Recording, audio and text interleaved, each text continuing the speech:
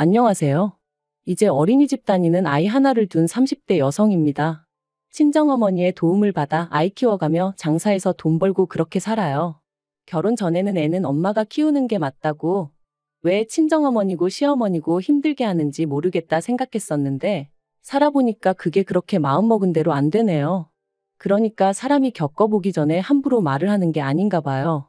아무튼 평소라면 씻고 자기 바쁠 시간인데, 오늘은 낮에 커피를 많이 마셔서 그런지 잠도 안 오고, 그래서 제 이야기를 좀 해볼까 합니다. 솔직히 자랑할 만한 이야기도 아니다 보니 어디 가서 말해본 적이 없는데 오늘은 왠지 하고 싶기도 하고요. 남편하고는 제 나이 딱 30이 되었을 때 친구의 소개로 만났어요. 친구가 어떤 마음으로 주선해준 소개팅인지는 모르겠지만, 짐작컨대 대학 졸업 후에 소처럼 일만 하는 제가 안쓰러워 보였던 거 아닌가 싶어요. 아버지와 사별 후 혼자 힘으로 저를 키워주신 어머니께 하루라도 빨리 효도하고 싶은 마음밖에 없었거든요. 아무튼 친구의 성화로 소개를 받은 게 지금의 남편입니다. 그리고 이제 와서 말이지만 솔직히 남편 외모는 제 스타일은 아니었어요.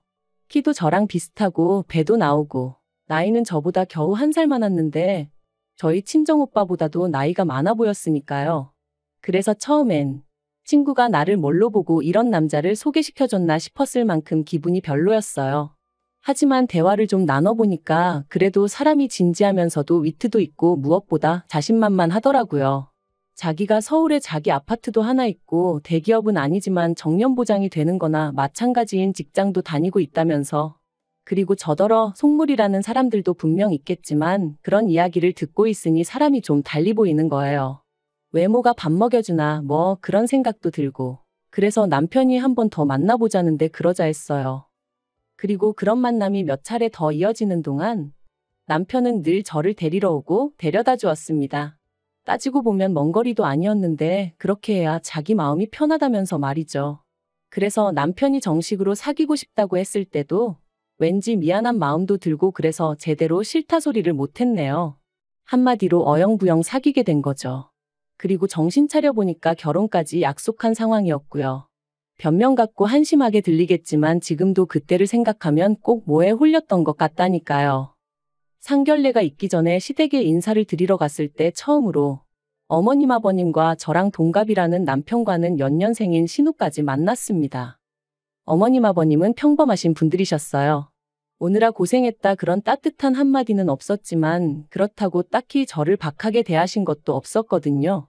다만 친정어머니랑 단둘이 산다는 것에 대해서 경제적으로 어려움은 없는지 물어보셨는데 그다지 신경 쓰이는 질문은 아니었네요. 사실 편모 가정이라고 하면 지레 힘들게 살았을 거라 생각하는 사람들을 살면서 너무나 자주 봐왔거든요. 그리고 다행히 저희 모녀는 경제적으로 큰 고생은 하지 않았습니다. 어머니가 가게를 운영하셨는데 제법 매출이 나오기도 했었고, 거기다 돌아가신 아버지의 부모님, 그러니까 저에겐 친가 쪽 할머니 할아버지께서 도움을 많이 주셨거든요. 다만 이 도움을 받는 과정에 있어서 작은아버지와 고모가 어머니를 감정적으로 힘들게 하는 일이 많았죠. 그래서 제가 악착같이 돈을 벌어 더는 어머니께서 조부모님께 기대지 않으셔도 되게 해드리고 싶었던 거고요.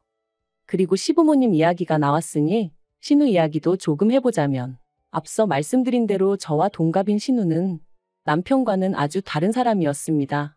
늘씬하고 키도 큰 데다가 눈도 왕방울만 해서는 솔직히 같은 여자가 봐도 예쁘다는 생각이 절로 드는 사람이었어요. 하지만 어째서인지 딱히 하는 일은 없다고 했고, 시부모님은 인물이 되니까 괜찮다며 웃으시더라고요. 그래서 저도 그냥 같이 적당히 웃어넘기긴 했지만 솔직히 말하면 부럽기도 하고 한편으론 황당하기도 했네요. 아무튼 신우하고 따로 이야기를 해보진 않았어요. 점심 식사 내내 새침하게 앉아있다가 커피 한잔 하는 타임엔 약속이 있다며 나가버렸으니까요. 상견례 자리도 모난 구석 없이 무난하게 이뤄졌습니다. 다만 남편이 아파트가 있었던 만큼 시부모님, 특히나 어머님의 어깨가 어찌나 으쓱하시던지 자기 아들 수준에 맞춰 걸맞는 혼수를 해왔으면 좋겠단 소리를 대놓고 몇 번이나 말씀하시더라고요. 게다가 저나 친정어머니 입장에선 처음부터 빈손으로 갈 생각도 없었는데 어머님이 요새 여자들은 개념이 어떻고 해대시니 솔직히 듣기가 좀 거북했어요. 하지만 그래도 좋은 일로 만난 날이었던 만큼 친정어머니께서 걱정 말라며 어머님을 맞춰드렸고, 그렇게 어머님은 저희에게 리스트랄지 견적서랄지 그런 종이 한 장을 건네셨습니다. 그런데 집에 와서 친정어머니랑 같이 살펴보니 개 중에는 무려 3천만 원 가까이 되는 소파도 있었어요. 아무리 남편이 집을 해오는 상황이긴 했지만 20평이 채 되지 않는 아파트였는데 그 안에 3천만 원짜리 6인용 소파라니 가당치도 않다 싶었습니다. 그리고 이 밖에도 100인치짜리 TV는 정말 어이가 없었죠. 그래서 남편에게 아무리 그래도 이건 아닌 것 같다 하니 어차피 이 아파트에서 좀 지내다가 애 낳으면 이사 가야 하고 그러면 그때 써도 되니까 미리 사둔다 생각하면 되지 않냐대요. 그래서 그런 생각이면 애 낳고 이사하고 이후에 사도 늦지 않는다니까. 그러면 그때도 저희 어머니가 사주시는 게 맞냐 그러더라고요. 그때 돼서 자기가 벌어온 돈으로 사게 되면 그건 제가 해오는 게 아니지 않냐면서. 그리고 저는 이때 솔직히 좀 당황스러웠어요. 비록 1년이 채 되지 않는 짧은 연애 기간이었지만 그래도 그동안 돈 앞에서는 쿨한 척 무심한 척 하던 사람이 그런 셈을 하며 그런 말을 할 줄은 몰랐거든요. 한편 그렇게 결혼을 했는데 결혼한 지 반년도 되지 않았던 그해 겨울 남편이 충격적인 소식을 전해왔습니다. 그건 바로 남편이 회사를 관두게 되었다는 이야기였죠. 게다가 너무 놀란 제가 그게 무슨 소리냐고 공기관이나 마찬가지라 정년이 보장된다 하지 않았냐니까. 그게 사정이 그렇게 되었다며 얼버무리기만 하고 제대로 된 답을 해주지 않더라고요. 그리고 그제서야 저는 남편이 다닌다는 회사에 대해서 알아보기 시작했고 정말 꿈에도 생각하지 못한 사실을 알게 되었습니다. 남편은 매년 계약을 갱신해야 했던 상황으로 정년 보장 같은 건 애시당초 말도 안 되는 얘기였다는 걸요.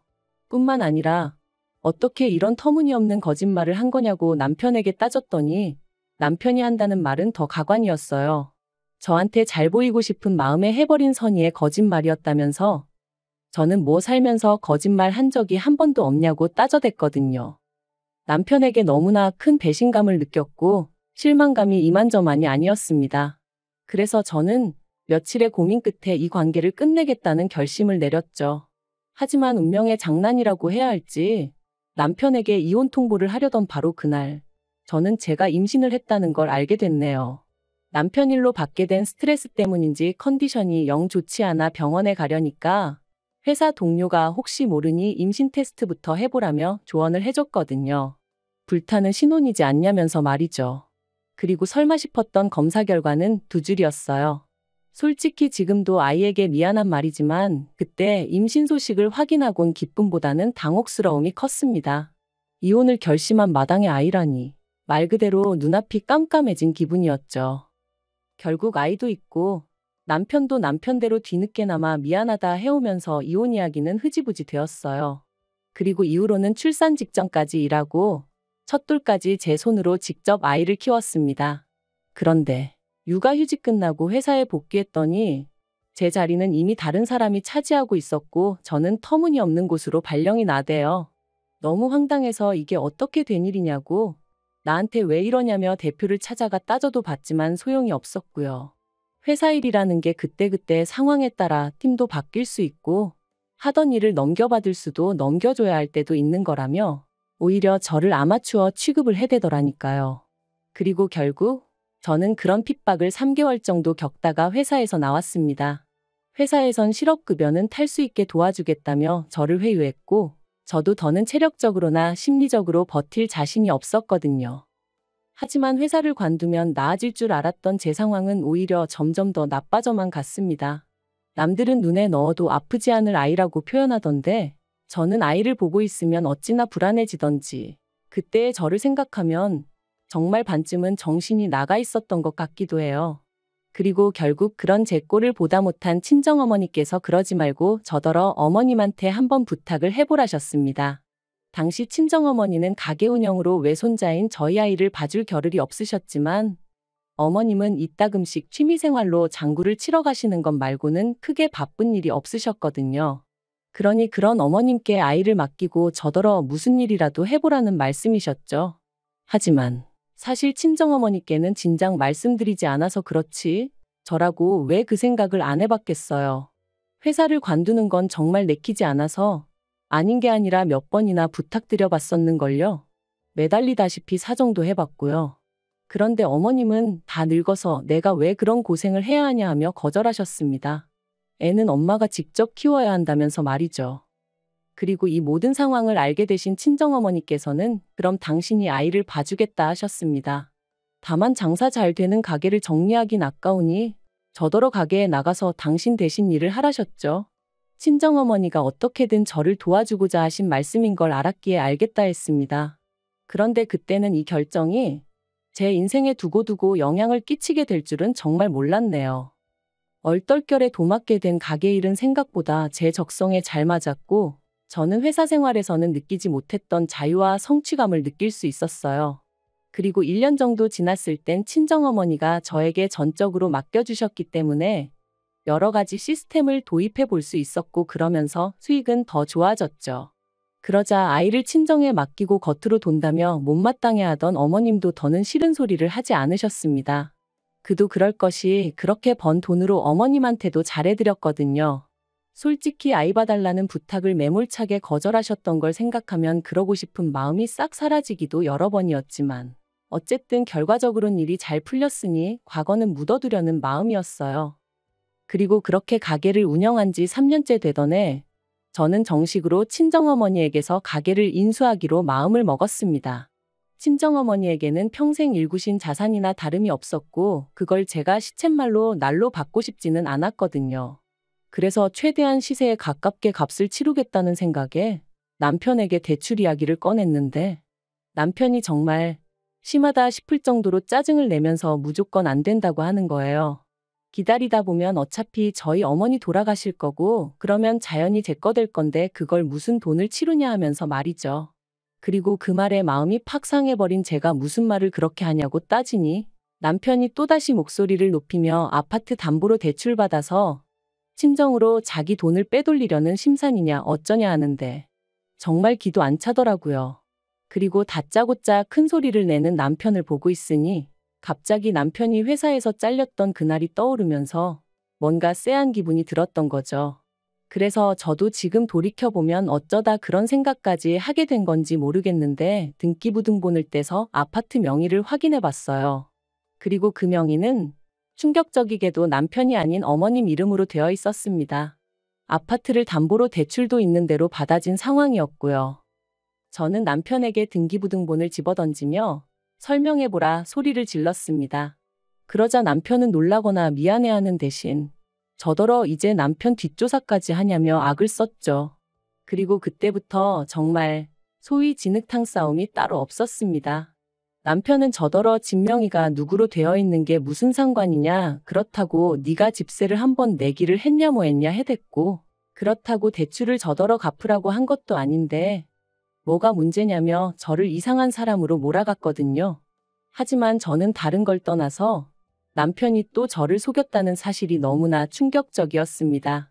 그리고 대출 같은 경우도 남편이 저더러 갚으라고 한 건 아니었지만 그렇다고 대출을 받아다 쓰신 어머님이 갚고 계신 것도 아니었으니 아파트가 제 재산이라고 생각해 본 적도 욕심낸 적도 없었지만 그래도 저는 부부는 모든 면에서 공동체다 생각하고 가게에서 벌어오는 돈 전부를 남편에게 오픈하고 있었던 만큼 배신감이 드는 건 어쩔 수가 없더라고요. 하지만 단지 아파트 명의가 남편이 아니라 어머님으로 되어 있다고 해서 그 일로 제가 이혼까지 결심한 것은 아닙니다. 제가 이혼을 하기로 결심하게 된 결정적인 이유는 남편이 보여준 이중적인 태도 때문이었죠. 남편이 저에게 솔직하지 않다는 걸 확신하게 된 저는 이후로 남편에게 재벌이도 공유하지 않았고 제가 개인적으로 시댁에 해드리던 금전적인 지원도 전부 다 끊어버렸어요. 특히나 아파트를 담보로 한 대출의 주체가 어머님이셨고 그 대출을 남편이 계속해서 갚아드리고 있었다는 걸 알고 나니 솔직히 어이가 없더라고요. 계산해보니까 남편이 시댁에만 한 달에 200만 원 넘게 퍼주고 있던 거나 마찬가지였으니까요. 참고로 저축이라던가 그런 부분은 남편이 관리하고 있었어요. 거짓으로 판명이 났지만 그래도 결혼 당시에는 남편이 해오는 게 많아 보였으니 경제권을 제가 갖겠다고 고집할 수가 없었거든요. 그리고 매번 남편은 자기가 얼마나 돈 관리를 잘하고 있는지 으스대곤 했는데 그것 또한 다 거짓이었네요. 아무튼 상황이 그렇다 보니 제가 더는 얼마를 버는지 남편에게 가르쳐줄 이유도 없었고 시댁에도 오만정이 떨어져서 이런 한 푼도 주기 싫었죠.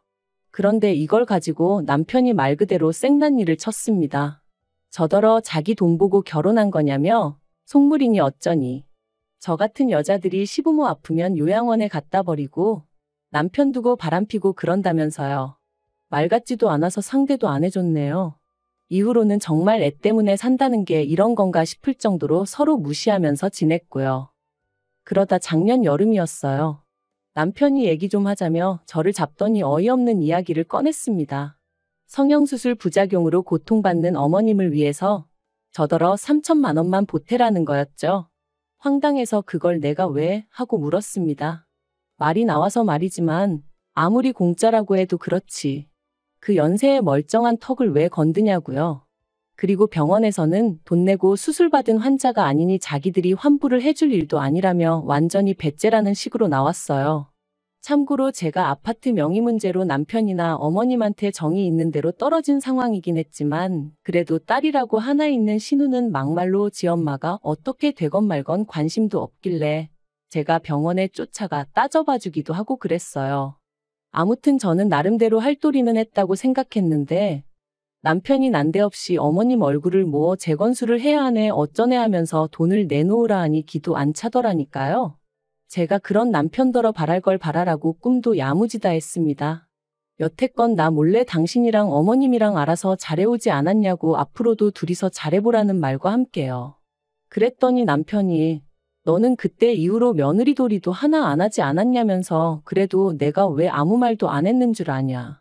애엄마라 참아준 거다. 그리고 이번에는 자기가 저한테 마지막으로 기회를 주는 거라며 깔끔하게 어머님 수술비 내놓고 지랑 저랑 과거 일은 없던 일이다 생각하며 살아보자는데 이게 무슨 헛소린가. 억지도 정도가 있지 싶더라니까요.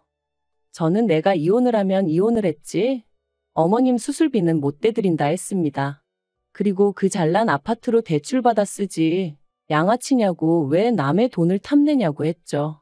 그러자 남편은 그럼 이혼하자며 대신 제가 며느리 도리를 안 했으니 위자료 내놓을 각오는 하라대요. 애도 자기가 키울 거라면서 죽을 때까지 애 볼 생각은 꿈도 꾸지 말라면서요. 그래서 세상 일이 다 당신 좋으라고 돌아갈 것 같냐? 어디 마음대로 해보라 했어요. 그리고 아니나 다를까. 남편이 이혼 소송을 걸었지만 결과는 남편의 참패였습니다. 오히려 남편이 저를 속인 것과 아이 양육에 있어서 소홀했다는 점 등이 인정되어 저한테 위자료를 주라는 판결이 나왔거든요. 솔직히 위자료 자체는 크지 않았지만 제 자신과 제 아이 그리고 제가 가진 것들을 지켜냈다는 게 너무 기쁘더라고요. 한편 남편과 이혼 후 남편은 2주에 한 번씩 아이를 보러 옵니다. 그리고 저는 원하지 않는데 틈만 나면 자기 애기 어머님 애기를 해대대요. 그래도 애 아빠다 보니 애 앞에서 무안을 주긴 그렇고 그래서 들어는 줬는데 일단 신우가 대출받아서 어머님 재건수술 해드렸는데 그게 잘 안 된 모양이더라고요.